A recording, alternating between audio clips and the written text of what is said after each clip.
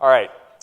If you're willing to follow this so far, if you're on board with this, then you may be thinking, how do I get to the next level, right? How do I escalate and improve from here? How do I maintain consistency over the long term, right? Anybody can make these 1% changes once or twice. Anybody can have a good day, but how do you show up consistently time after time? Here's one example, and this is going to lead us into what I think is the most powerful way to change behavior, which is environment design.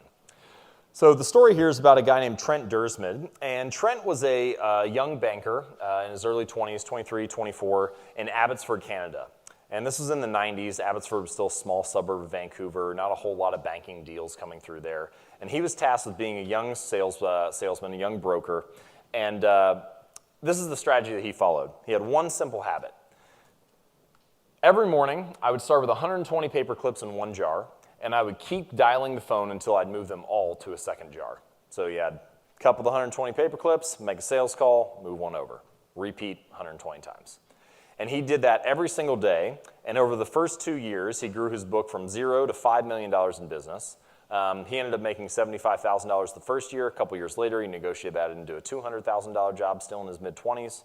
And this is all he did. He's like, I didn't check analyst reports. I didn't check stock reports. I didn't check the weather. I didn't look at how the business and technology scene was doing. I just made calls. And for every behavior that we're going to perform, whether you want to be a better athlete, a better musician, a better business person, there is some core fundamental task that drives results. And if you do that task and you do it 120 times a day, every day, you're going to get a lot of results. So think about what that is for you and what that core behavior is that actually drives things, rather than getting caught up in, have I done enough research? Have I looked at the next analyst report? Have I learned the latest marketing strategy? Instead, think about what is the behavior that actually drives this performance.